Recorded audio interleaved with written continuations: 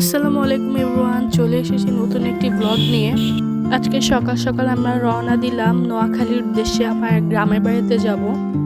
আমরা ভোর 5:30টার দিকে রওনা দিয়েছিলাম এবং পৌঁছাতে পৌঁছাতে প্রায় সকাল 10টা বেজে গেছে। পুরা রাস্তা ফাঁকা ছিল, একটুও জ্যাম ছিল না।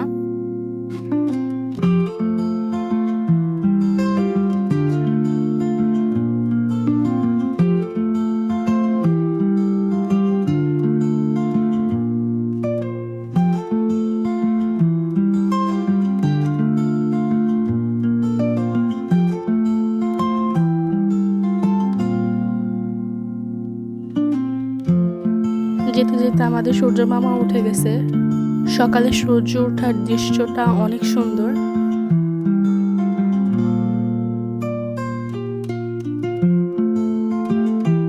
ঢাকা থেকে যাওয়ার সময় 2টা ট্রাকে আগুন লেগে গেছিল। 3-4 জন মনে হয় নিহত হয়েছে।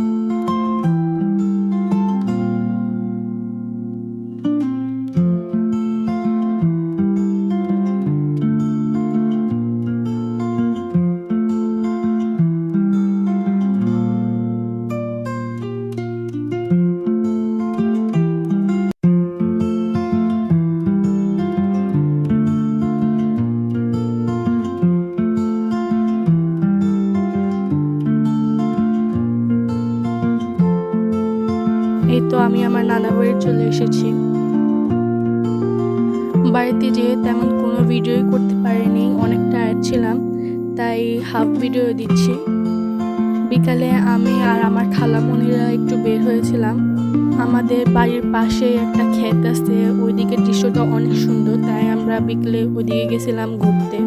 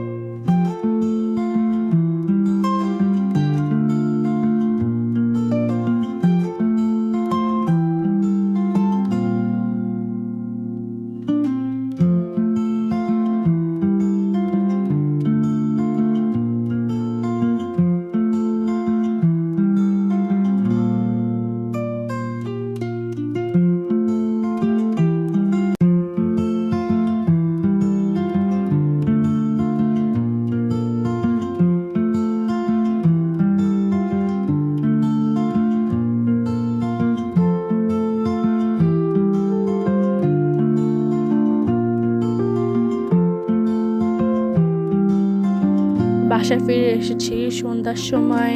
ইফতারি করে আমরা একটু বাইরে গেছিলাম কিছু কেনাকাটা করতে। আমার নানার জন্য, নানুর জন্য শাড়ি, আমার বোনদের জন্য কিছু জামা, টপস ইত্যাদিগুলো কেনার জন্য। আমরা যেই নোয়াখালী খিলপাড়া একটি মিনি বাজারে ঢুকে গেলাম। ওখানে মেহেদি, কিছু ফ্রোজেন রুটি, ঘরের জন্য কিছু মশলাপাতি, ওইগুলাই কিনতে গেছিলাম।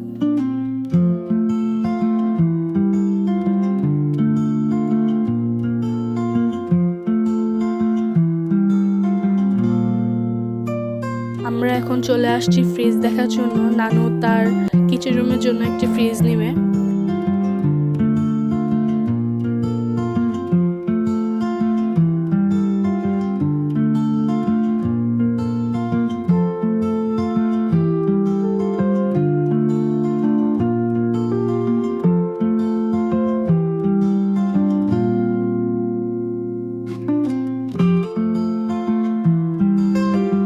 অনেক দেখাদেখির পর নানু এই ব্লু কালার ফ্রিজটা সিলেক্ট করে। ফ্রিজ কেনা শেষে আমরা এখন চলে যাচ্ছি কিছু জামা দেখতে। আমার জন্য, আম্মুর জন্য কিছু 3 পিস দেখতেছিলাম আমরা এখানে।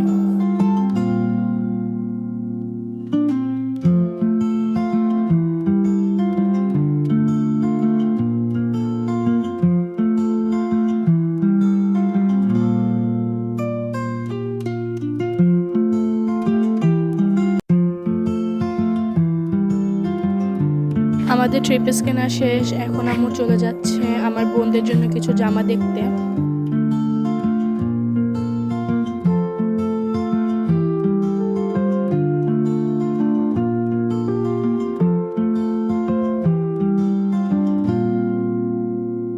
আমার বোনদের জন্য জামা কেনা শেষ, এখন আমার নানু একটি এম্ব্রয়ডারির ভিতরে একটা শাড়ি দেখতেছে।